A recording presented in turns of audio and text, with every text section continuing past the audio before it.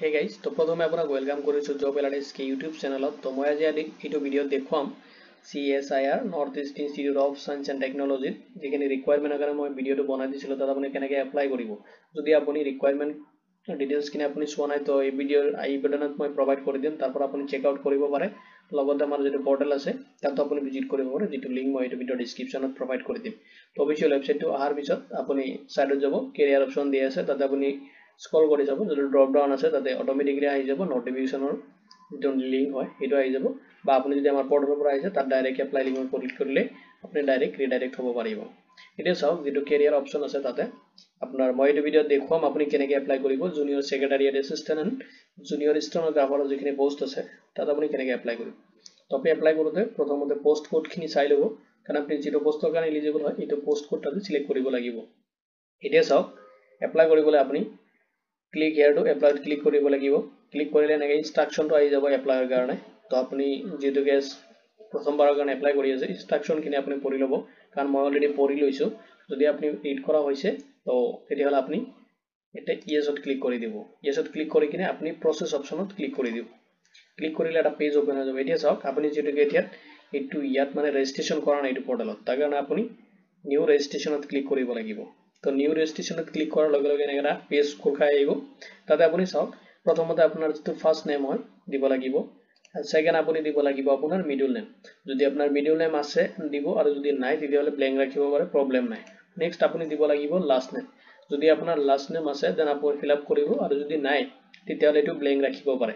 যিখিনি star mark দিয়া থাকিব সেইখিনি আপুনি মেন্ডেটৰি ফিল আপ কৰিব লাগিব। এতিয়া নেক্সট চাওক এটা দিছে আপোনাৰ ডেট অফ বাৰ্থ। আপুনি ডেট অফ বাৰ্থটো ইয়াৰ পৰা সিলেক্ট কৰি ল'ব লাগিব। প্ৰথমতে আপুনি ডেটটো সিলেক্ট কৰিব লাগিব। এজ এ ডকুমেন্টস আপোনাৰ এডুকেশনাল ডকুমেন্টস বা আইডি প্ৰুফ বা এড্ৰেছ প্ৰুফ হিচাপত আপুনি আপোনাৰ ডেটটো সিলেক্ট কৰিব, মান্থ সিলেক্ট কৰিব সেকেন্ডত। নেক্সট আপুনি সিলেক্ট কৰিব আপোনাৰ ইয়াৰ বাৰ্থ ইয়াৰটো আপুনি সিলেক্ট কৰি দিব। সিলেক্ট কৰিলে অটোমেটিক্যালি আপুনি কিমান ইয়াৰ হৈছে অটোমেটিক্যালি এইটো আপোনাৰ ডেট মান্থ মানে কিমান ইয়াৰ হৈ গ'ল তো গুটেখিনি এটা আহি যাব, কিমান দিন কিমান মাহ গুটেখিনি আহি যাব অটোমেটিক্যালি, তাতে আপুনি একো কৰিব নালাগে। নেক্সট যেটো স্টেপ আছে আপুনি দিব লাগিব আপোনাৰ valid email ID. Email ID দিব, দিয়াৰ পিছত আপুনি আপোনাৰ ইমেইল আইডিটো কনফাৰ্ম কৰিব লাগিব। যদি কিবা কাৰণত ইমেইল আইডিটো কনফাৰ্ম কৰোতে অলপ ভুল হৈছে তো আপুনি কাৰেকচন কৰি ল'ব। নেক্সট চাওক আপুনি দিব লাগিব আপোনাৰ ভ্যালিড মোবাইল নাম্বাৰ এটা। তো ভ্যালিড মোবাইল নাম্বাৰ এটা আপুনি এটা এন্টাৰ কৰাব। কৰি কিনে পৰীখিনি ডিটেইলছ যেতিয়া আপোনাৰ এইটো ফিল আপ কৰা শেষ হ'ব তেতিয়া আপুনি আই এগ্ৰিত ক্লিক কৰিব। ক্লিক কৰি কিনে আপুনি এইটো ফৰ্ম সাবমিট কৰি দিব। সাবমিট কৰাৰ আগতে এবাৰ চাই ল'ব, আৰু সাবমিট কৰি দিয়াৰ লগে লগে এনেকৈ এটা পপআপ শো হৈ যাব, য'ত আপোনাৰ ৰেজিষ্ট্ৰেচন নাম্বাৰখিনি দিয়া থাকিব। আপুনি ইয়াৰ পৰা ৰেজিষ্ট্ৰেচন নাম্বাৰটো আপুনি লৈ ল'ব বা স্ক্ৰীনশ্বট দি ৰাখিব পাৰে, প্ৰবলেম নাই। তো এইটো লৈ কিনে আপুনি যাব লাগিব লগইন অপচনত। তো লগইনত ক্লিক কৰি দিব। ক্লিক কৰিলে লগইন পেজত আপোনাক দেখাই আছো এইখিনি প্ৰসেস মই। এতিয়া চাওক যেটো পপআপত আপুনি ৰেজিষ্ট্ৰেচন নাম্বাৰ বা ৰেজিষ্ট্ৰেচন আইডিটো পাইছে এটা আপুনি এন্টাৰ কৰাই দিব। এন্টাৰ কৰি কিনে জাস্ট আপুনি সাবমিটত ক্লিক কৰি দিব। সাবমিট ক্লিক কৰি দিলে এনেকৈ এটা পেজ ওপেন হৈ যাব। পেজ ওপেন হোৱাৰ পিছত চাওক যেটো জুনিয়ৰ ষ্টেনোগ্ৰাফাৰ এণ্ড জুনিয়ৰ এসিস্ট্যান্টৰ কাৰণে ভ্যাকেন্সি আছে তাতে আপুনি ক্লিক কৰিব লাগিব। মই সেকেন্ড অপচনটোত ক্লিক কৰিলে আপুনি যেটো ইচ্ছা তাতে ক্লিক কৰিব পাৰে। আপোনাৰ যেটো পোষ্ট কোড হয় এইটো হিচাপত আপুনি এপ্লাই কৰিব লাগিব। তো ফাৰ্স্ট প্ৰেফাৰেন্সটো মই দিম, যেটো আপোনাৰ ফাইনান্স এণ্ড একাউন্টেন্টৰ কাৰণে আছে এইটো কাৰণে প্ৰেফাৰেন্সটো মই দিছো। দিয়াৰ পিছত সেকেন্ড প্ৰেফাৰেন্স খিনি আছে তো আপুনি সিলেক্ট কৰিব নালাগে, যিকোনো এটা আপুনি প্ৰেফাৰেন্স দিব পাৰে। জেনেৰেলৰ কাৰণে দিছো মই। নেক্সট আপুনি এপ্লাই বাটনত ক্লিক কৰি দিব। এটোকে এপ্লাইটো হোৱা নাই, এটা প্ৰেফাৰেন্সটো দিব লাগিব। আপুনি সেকেন্ড এণ্ড থাৰ্ড অপচনটো দি কিনে তাৰ পিছত আপুনি এপ্লাই কৰি দিব। এতিয়া চাওক এটাকে ফ্ৰেছ আপুনি ফ্ৰেছৰ কাৰণে এপ্লাই কৰি আছে, এটা আপুনি ফ্ৰেছ ক্লিক কৰিব পাৰে যদি আপুনি নতুন গৈ কৰি আছে, আগতে কিবা ডিটেইলছ ইনক্লুড যদি প্ৰবলেম হৈছে। তো তাৰ পিছত চাওক কেনে প্ৰসেস হোৱাৰ পিছত সেকেন্ড অপচনত প্ৰথমতে আপুনি দিব লাগিব আপোনাৰ ফাদাৰ নেম। যদি আপুনি ফিমেল হয় তেতিয়াহ'লে আপুনি আপোনাৰ হাজবেণ্ডৰ নাম দিব পাৰে। প্ৰথমতে ফাৰ্স্ট নেমটো দিব, সেকেন্ড কলমত আপুনি দিব লাগিব মিডল নেমটো, এণ্ড থাৰ্ডত দিব লাগিব আপুনি লাষ্ট নেমটো। এইটো হিচাপত আপুনি আপোনাৰ ফাদাৰ বা হাজবেণ্ডৰ নেমখিনি আপুনি ফিল আপ কৰিব। নেক্সট চাওক আপুনি এড্ৰেছ দিব লাগিব, যেটো আপোনাৰ কৰসপন্ডেন্ট এড্ৰেছ হয় এখানে দিব। সেকেন্ড কলমত আপুনি আপোনাৰ যেনেকৈ ধৰক আপুনি ভিলেজ বা টাউনৰ হয় টাউনখিনি দিব, পোষ্ট অফিচখিনি থাকিব, আপোনাৰ যেটো এড্ৰেছ হয় এখানে আপুনি ফিল আপ কৰিব। নেক্সট আপুনি দিব লাগিব সিটি, আপুনি কোনটো সিটিৰ পৰা বিলং কৰি আছে। নেক্সট আপুনি সিলেক্ট কৰিব লাগিব ষ্টেটটো, আপুনি কোনটো ষ্টেটৰ হয়, আৰু আপুনি দিব লাগিব আপোনাৰ পিন কোড বা জিপ কোড এটা আপোনাৰ পিন নাম্বাৰ থাকে সেইটো আপুনি ফিল আপ কৰিব। কৰি কিনে আপনি যদি সেম এড্ৰেস হয় তেতিয়াহ'লে আপুনি চেক বক্সত এটা ক্লিক কৰি দিব অটোমেটিক্যালি আপোনাৰ যেটো এড্ৰেছ হয় correspondent address and permanent address to same automatically fill up হৈ যাব তাৰ পিছত আপোনাৰ যেটো বাৰ্থ প্লেসটো আপুনি সিলেক্ট কৰিব লাগিব বাৰ্থ প্লেসটো সিলেক্ট কৰি কিনে আপুনি দিব লাগিব নেশনালিটি নেক্সট আপুনি দিব লাগিব ৰিলিজন ইয়াৰ পিছত চাওক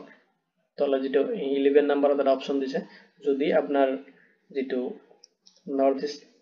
east institute of science and technology অবলিক দি কিনে দিছে সি এচাৰ যদি আপোনাৰ কোনো ফ্যামিলি মেম্বাৰ ব্লাড ৰিলেশনশিপ যদি কোনোবাই কাম কৰি আছে তেতিয়াহ'লে আপুনি ইয়েস দিব পাৰে দি কিনে ইয়াৰ ডিটেইলছ খিনি এতে এন্টাৰ কৰাই দিব যিজনে কাম কৰি আছে যদি কোনো নাই আপোনাৰ তো মোৰ নাই তো মই নো সিলেক্ট কৰি দিছো কোনো ধৰণৰ ডিটেইলছ এন্টাৰ কৰিব নালাগে তেতিয়াহ'লে আপুনি নেক্সট বাটনত ক্লিক কৰি দিব নেক্সট বাটনত ক্লিক কৰি দিয়াৰ লগে লগে আৰু এটা পেজ আহি যাব হেতু পেজ মই আপোনাক দেখাই নেক্সট বাটনত ক্লিক কৰিলে নেক্সট যেটো পেজ হয় এটা ওপেন হৈ যাব তাতে আপুনি ইনক্লুড কৰাব লাগিব আপোনাৰ এডুকেশনাল কোৱালিফিকেশন খিনি প্ৰথমতে চাওক আপোনাৰ এছএছএলসি ডকুমেন্টছ খিনি ডিটেইলছ খিনি প্ৰভাইড কৰিব লাগিব তো আপুনি এতে স্যাৰ লিখিব পাৰে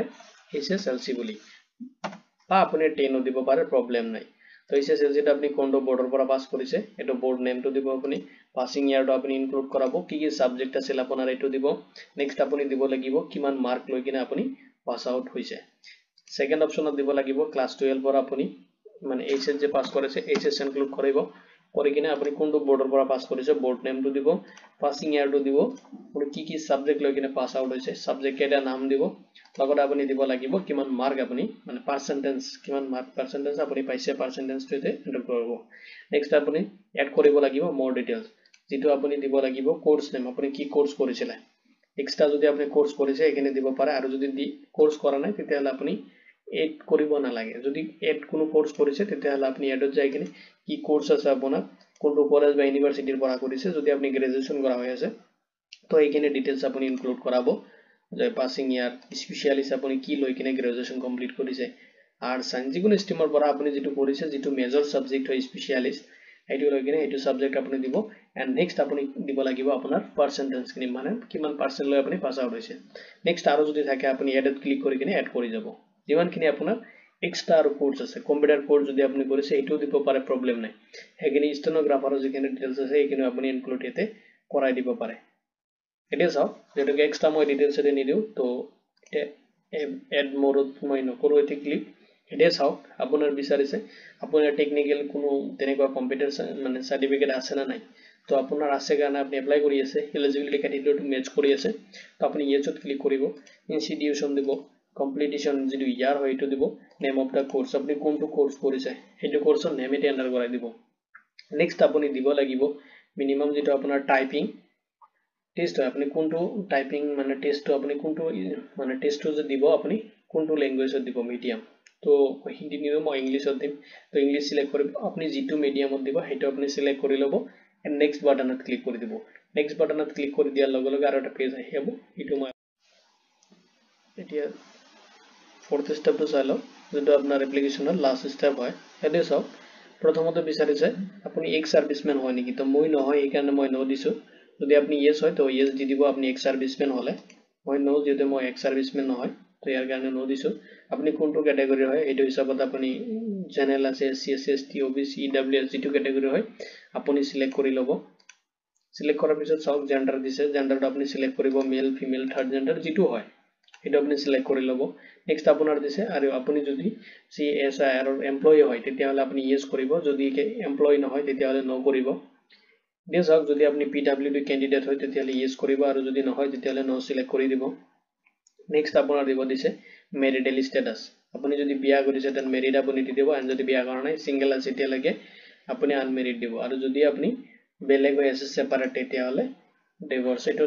দি দিব যেটো আপনি যেটো ক্যাটাগৰি হয় মেৰিটাল স্ট্যাটাসটো আপনি সিলেক্ট কৰি দিব নেক্সট আও আপোনাক বিচাৰিছে আপুনি মানে যেটো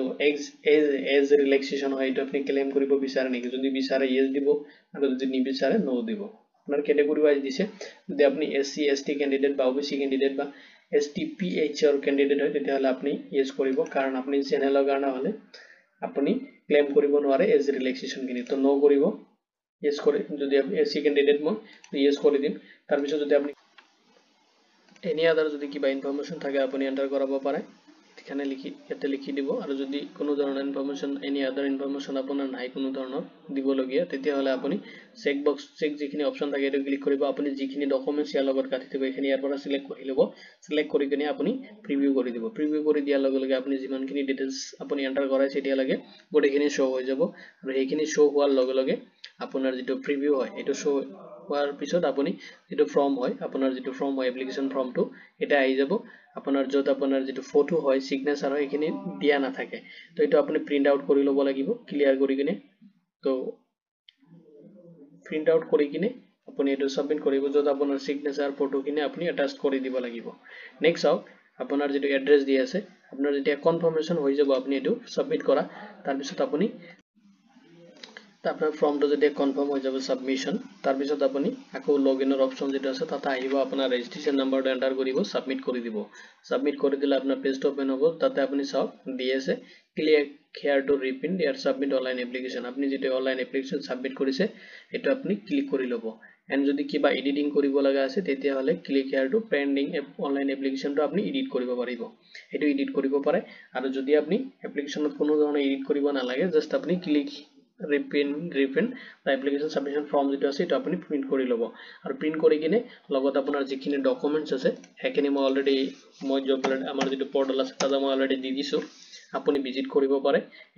এইটো লিংক মই এইটো ভিডিও ডেসক্ৰিপচনত প্ৰভাইড কৰি দিম তাতে আহিলে আপুনি চাব পাৰিব কি ডকুমেন্টছৰ ৰিকোয়াৰ আছে তো কি ডকুমেন্টস আপুনি দিব লাগিব তাতে এটা চাওক যেটো অফিশিয়াল এড্ৰেছ হয় এটো অফিশিয়াল এড্ৰেছ হয় এটো এড্ৰেছত আপুনি পেস্ট মানে আপোনাৰ যিখিনি ডকুমেন্টস আছে এন্ড আপোনাৰ এপ্লিকেশন ফৰ্ম কিনি বাই পোষ্ট আপুনি কৰি দিব পাৰে বা আপুনি যেটো অফিশিয়াল এড্ৰেছ আছে তাতে আপুনি ভিজিট কৰিব পাৰে লগত আপুনি গাঠি দিব লাগিব এখিনি এপ্লিকেশন ডিটেইলছ কিনি যত আপোনাৰ ডকুমেন্টস কিনি যি লাগিব এখিনি দিয়া আছে আপুনি এবাৰ যদি আমাৰ নোটিফিকেশন মই যিখিনি অলৰেডি কৈ দিছো এখিনি যদি সোৱা নাই চাব পাৰে যেটো আইবিডনত মই অলৰেডি ভিডিও লিংকটো দি দিছো বাইটো ভিডিও ডেসক্ৰিপচনতো থাকিব বা আমাৰ পৰ্টালৰ লিংকটো মই দি দিম তাতে আই চেক কৰিব পাৰিব আপুনি কেনেকৈ